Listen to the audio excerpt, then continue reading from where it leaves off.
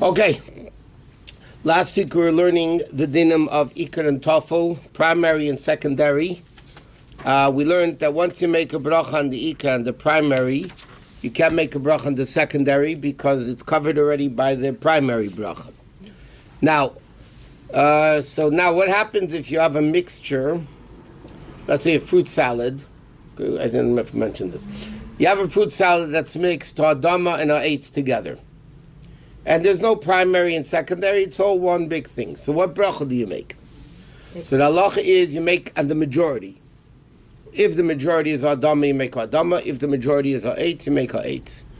Because if there's no ikar and tafel, it's just mixed, and there's no primary and secondary, so then you make the bracha on the majority. But if one of them is the primary, that means you're eating the secondary because of the primary, then you don't make a bracha on the secondary, only on the primary. But we learned mezainis is always primary unless if it's there to hold it together or to color it. We discussed last week the difference between the ice cream cones of the sugar versus the tasteless ice cream cones, the sugarless ice cream cones. But you have like salad and you put fruit for taste. So put what for taste? Fruit. Mangoes. Like what type of salad? A lot of good. Like like lettuce, ha'adama salad. Yeah, and you put fruit for taste. But I understand. So now it's mixed together. What bracha do you make on it? So logically, you make ha'adama on the whole thing. If somebody likes the fruit better, then they can take out a piece of fruit to begin with before make ha'etz. But once they make ha'adama, let's say they made ha'adama on the lettuce, and they say, oh, there's orange, whatever, then you can't make a bracha on it anymore. Because even though there's no primary and secondary, because one of them is more than the next, so therefore that becomes the primary. What if you say it's really equal in the fruit salad? Then you make two brachas if you want. Okay. You take out... And it will cover everything? You could make ha'adama on everything, but if it's 50-50, then really you need to make ha'etz. So the best thing in that case would be to take out a piece of ha'etz. Would even be better is before you mix the salad together, so then you take out a piece of ha'etz, a piece of ha'adama separately, so it's not mixed together, so then it's two separate things. I'll give you an example. You have banana and cream.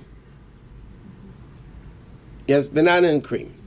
There is such a food. Peaches and cream, nobody knew. But banana and cream, okay. Banana and cream, so now what's the primary, what's the secondary? So halachically speaking, the cream is the primary. You're putting the banana in to make the cream taste, right? But the primary, but if somebody wants, when they're slicing the banana, they can take a piece of banana, make ha'adama, before you put it in, and make a shahakol on the cream. Or like we said, if you have cereal or milk. But again, you have to remember a very important thing. Once you make a bracha on the primary, even if you're only left with the secondary, you don't make a bracha on it. For instance, you have cereal or milk. Let's say the cereal would be ha'adama. So you don't make a bracha on the milk because the milk is there because of the cereal. The cereal is not there because of the milk. Okay, so now you eat the cereal, and then you're left at the end with a little bit of milk without any cereal left. So now you're technically eating or drinking, whatever you want to call it, plain milk. But you don't make a bracha on that milk either, because it was already covered by the bracha you made on the actual cereal. And the mixture. What if you have oatmeal with a bunch of different kinds of fruits in it? Oatmeal, again, because it's primary, mezainis is primary, so it's mezainis. You make a mezainis only on the oatmeal. Okay. If you have two fruits, like you have an apple and you have a banana. Well, they're two separate brachas. So then, because there's no primary and secondary, and they're both basically equal, so you make first ha'etz on the apple and ha'adama on the banana. It's not that complicated. It's just simple logic. Okay. But I mean, this ikar and tafel stuff, you have a lot of times. Somebody's going to have peanut butter and crackers. Okay, crackers with some, yeah. So now you have the peanut butter with crackers on it. So you only make a mezainis. You don't make a shak on the peanut butter. Unless if you took the peanut butter before. But any other dish that you have mixed, whatever, so then you only make a bracha on the primary, not on the secondary. Whatever the scenario is. What if you have the oatmeal and there's grapes inside it? Again, mezainis is always primary, regardless. Okay. Do you have to eat a certain amount to say the after bracha? After bracha, you need to eat a kazayis, which is 1 ounce of both together, if they have the same after bracha.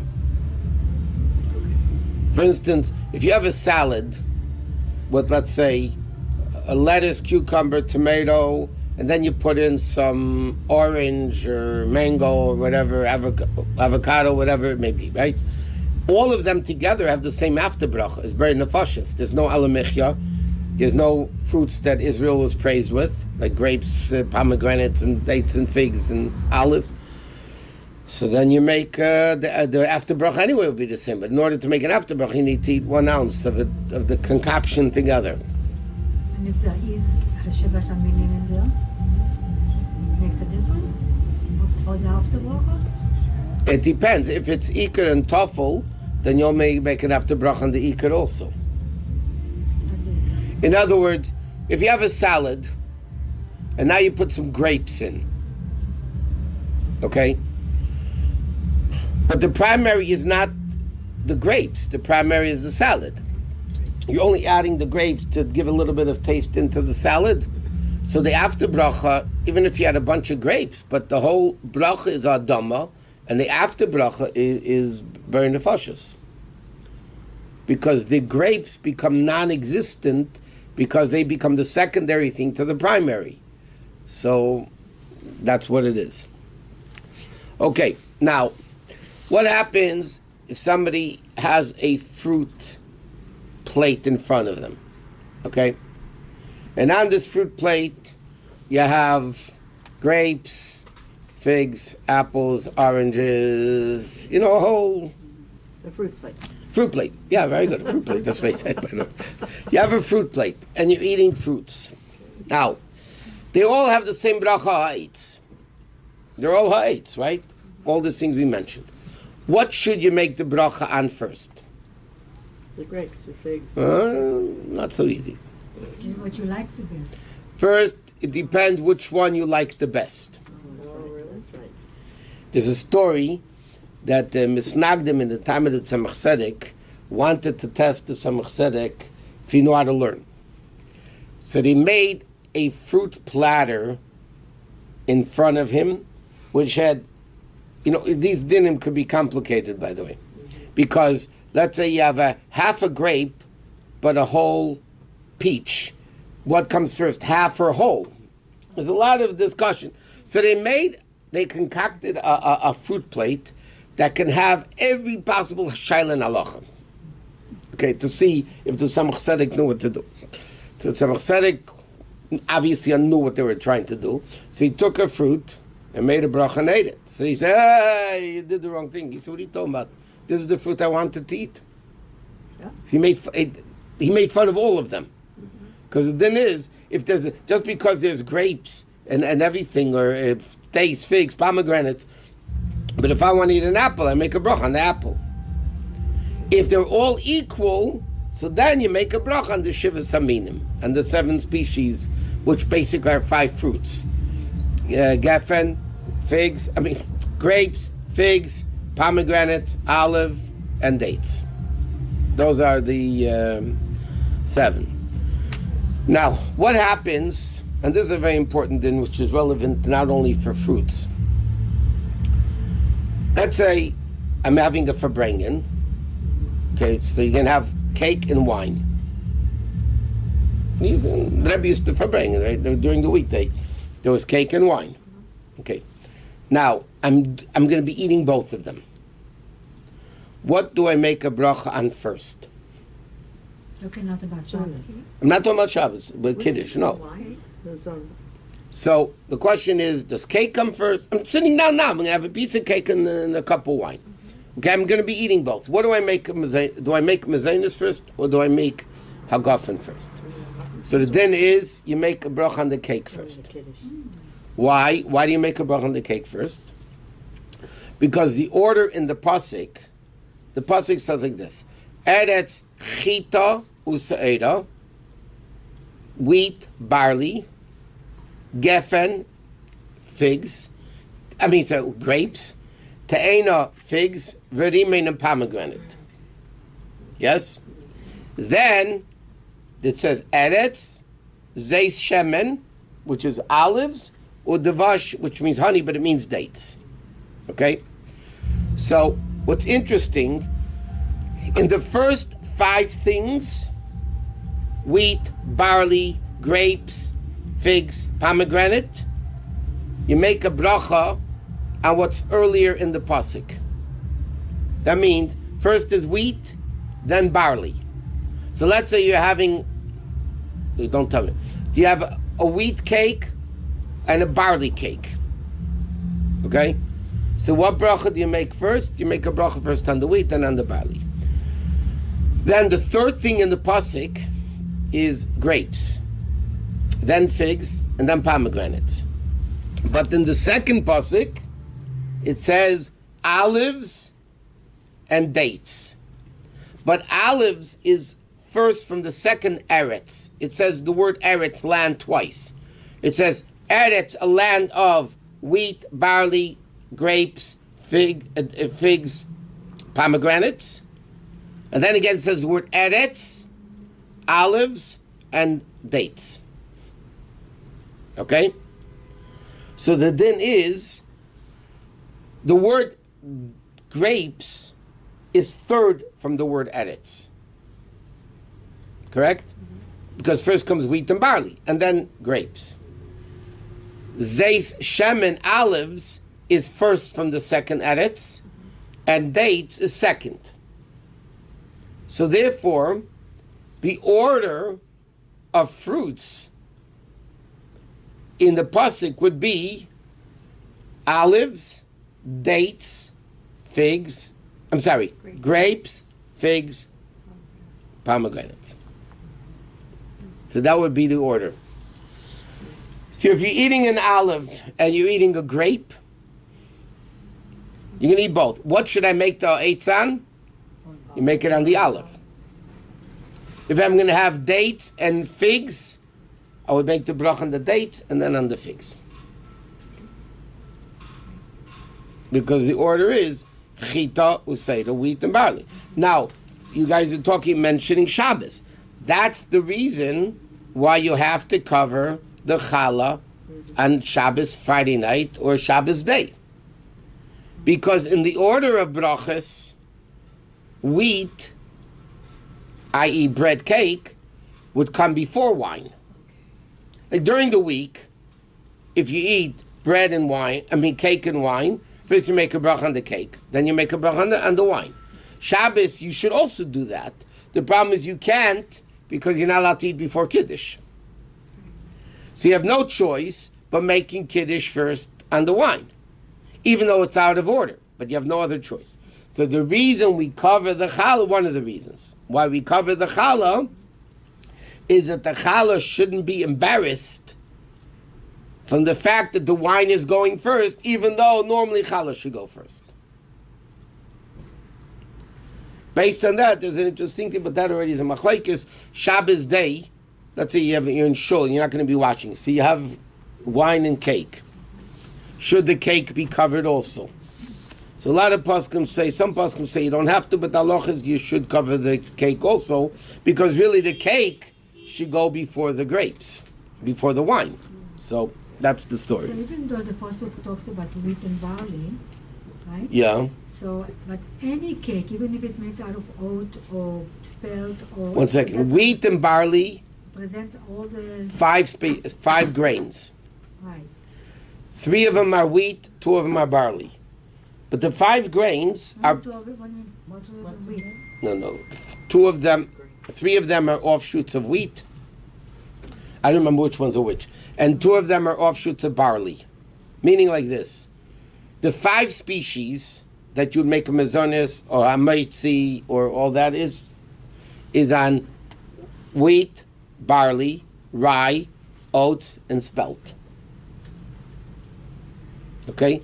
2 of them are part of the barley family. That's what the Gemara says.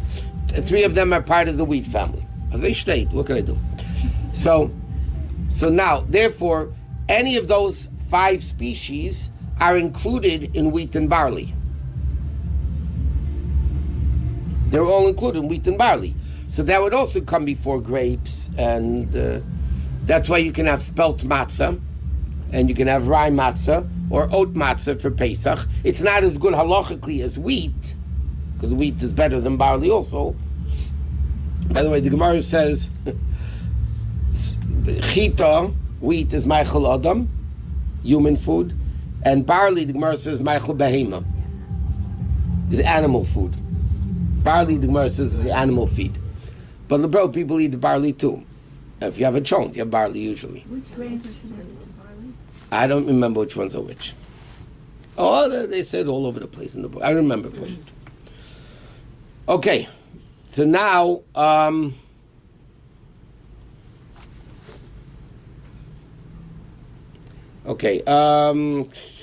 that's it with that then.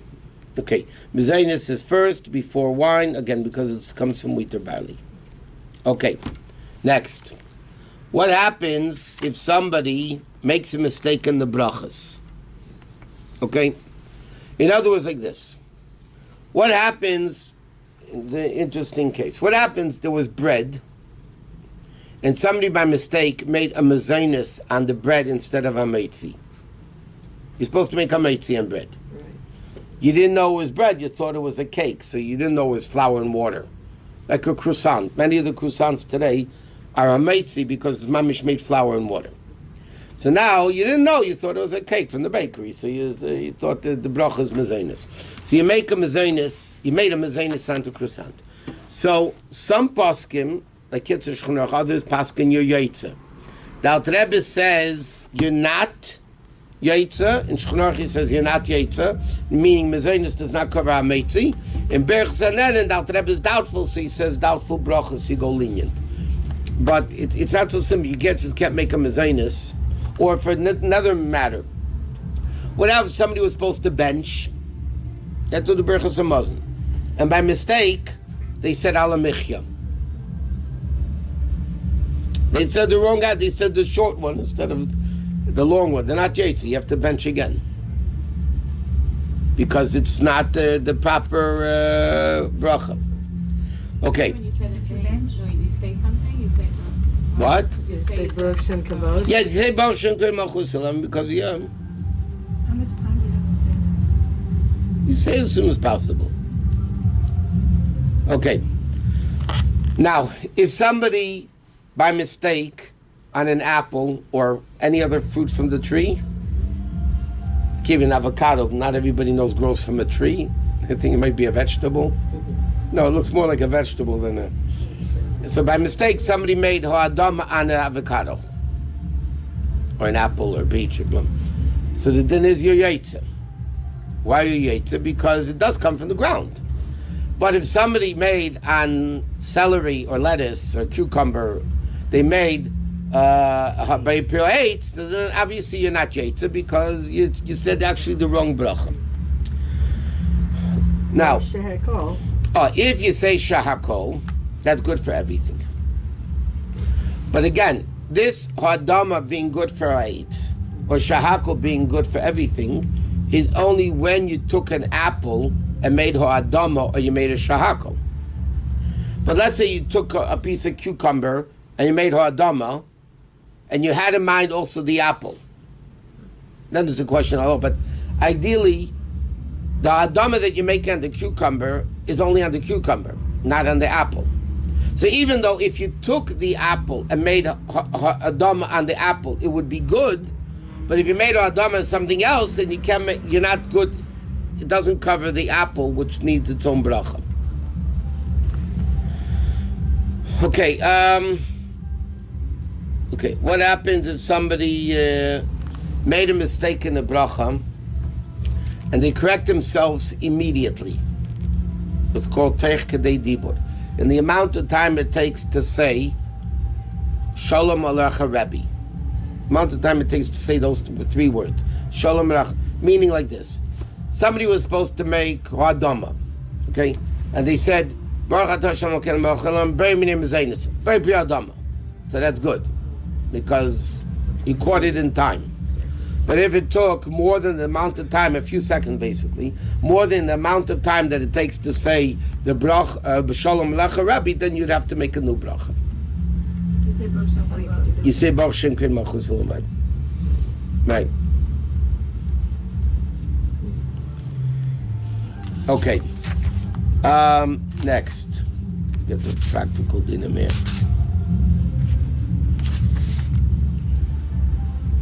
Okay. The din of Gaimel, it's interesting. Somebody asked me tonight again, something happened to a girl, can she bench Gaimel or not? In Shulchan Aruch it says, by the way, women bench Gomel. As it's Alter Rebbe brings down Shulchan Aruch. Friends, Alter Rebbe says, if a woman gave birth to a baby, giving birth is considered a dangerous situation. So the Alter Rebbe said she should bench Gaimel.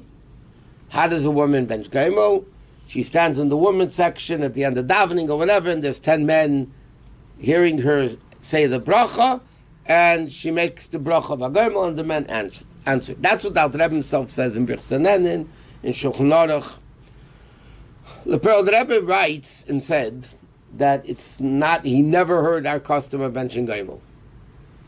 So women, Lepel, don't bench Gaimel in our circles. Which means, if a man flies overseas, you have to bench Gaimel. You have to bench Gaimel for 4 things. In fact, the acronym of it, I mentioned this in the Shabbos, is the word Chayim. Because we say in Shmoneh Esrei, V'chol HaChayim, literally means all living, Yodu Chesela will thank you forever. But the Mefarshim say the word Chayim, Ches, Yud Mem, stands for Chola, means somebody who's sick. Yam means traveling over the sea. The second Yud is Yisurim, meaning they're in prison. And the last Mem is Midbar, desert. In other words, if a person goes over a desert, a person goes over the sea, you're sick, not that you blew your nose, and they make 300 Misha Berachs for you. I'm talking about a person who's really sick, in bed for 3 days, or went through a serious surgery, or a woman that gave birth. I mean, serious illnesses, not whatever. And a person that was in prison and got out of prison. So those 4 people have to bench Gaimel. So now the question is, in today's world, there's not really such a danger anymore like it used to be. Years ago, going by rowboat over the ocean was extremely dangerous. Traveling through a desert with animals and robbers and all that was extremely dangerous. So therefore, the halacha was, you go through the desert, you have to bench Gaimel. You go over the sea, you bench Gaimel. Okay? Today, in a lot of places, the Rabbanim paskin that very common trips, you don't bench Gaimel. I'll give you a few examples of this. If you go from England to France, there's something called the English Channel, right? So you can either fly over it, or you go underneath it, or on boat, whatever it is. The Rabbanim in Europe paskin, you don't bench Gaimel. Even a man doesn't bench Gaimel going over the English Channel, because it's a common trip. It's not like, okay. Rabbi Reichik Senior told me, because I asked him when I first came here, I said, just like you fly overseas, you bench Gaimel. So from flying from New York to California, you go over a lot of desert. In Nevada, there's a lot of desert. Yeah. So why should that be different? I asked him when I came. I asked him, why don't you bench Gaimel from New York to California? Because you're also going over a desert. What's the difference? And he told me that the Rabbi told him, that's what he told me. The Rabbi told him that it's a very common journey, and common journeys you don't bench Gaimel. So the Pearl Dominic today, by the way, there are certain people, every time they fly from here to New York or from here to wherever, they'll bench goimel. There are authorities in Allah that say every time you fly, you bench goimel. Today in California, every time you go in a car, you should bench goimel because it's a miracle. It's a dangerous place, and you get out of it alive. But the Rebbe writes that women don't bench goimel. Never heard of it, and therefore I'm in the lapel is that women don't bench goimel. Not when they have a baby, not when they have, God forbid, surgery, not when they fly over to Israel. They just don't bench goimel. Why not? What's So, the difference that's with give important. birth? Why not? Why they don't bench goimel? It's a question. It's sneers, a woman standing there in front of men. But this is what the Rebbe says, that we don't bench goimel. So I've always just stood and said it to myself without saying it to them. No, you need So 10 I shouldn't people, do and that. they should answer you. If you do the brachot properly, they need to hear it and answer you. When they're benching gomel for somebody else, if I'm saying it at the same time. But they're not Okay, you could hearing do me. that also. But another interesting din in Shulchan Aruch is that kids under bar mitzvah or bas mitzvah don't bench goimel. Because the whole concept of goimel, could we say in the bracha, is a goimel chayavim teves, the God who gives to people that are guilty, he does kindness. So we're saying basically we're guilty, and kids don't have any averis yet, so therefore they can't say the bracha of a goimel chayavim teves. But the Alter Rebbe says in Shulchan Aruch that kids under bar and bas mitzvah don't bench goimel. Period. And therefore they fly overseas, they don't bench goimel, all these things, they don't bench goimel because they're not bar mitzvah. But anytime somebody, I'll give you another example. The pearl, God forbid somebody has a car crash. Yeah? Some have what's called fender benders. Yeah. Fender benders, you don't bench goimel. Okay? But God forbid a car is totaled, so then there is the risk of danger to the... Now, it doesn't have to be only these four things. Even though there are opinions that say only those four things. But we don't know like that. We hold any very dangerous situation, which is similar to those four, you bench goimel, and that's it. But person has a recovery. But you need a minyan. Right. In fact, in Shulchan Aruch, the Alter Rebbe says it should be done within 3 days of the event. So, by the way, normally, when do men bench goimel? By a Sefer Torah. Monday, Thursday, and Shabbos. So therefore, the Alter Rebbe says, if something happened to you Monday afternoon, well, you already davened, so you're going to wait till Thursday. It's more than 3 days, because Monday, Tuesday, Wednesday, so you just take 10 people together and bench goimel. The meaning is not to do that. The meaning is to wait until Torah reading. But technically, to bench goimel, you don't need to get an aliyah. You don't need, technically, Torah reading. You can just have 10 men and bench goimel, and that's it.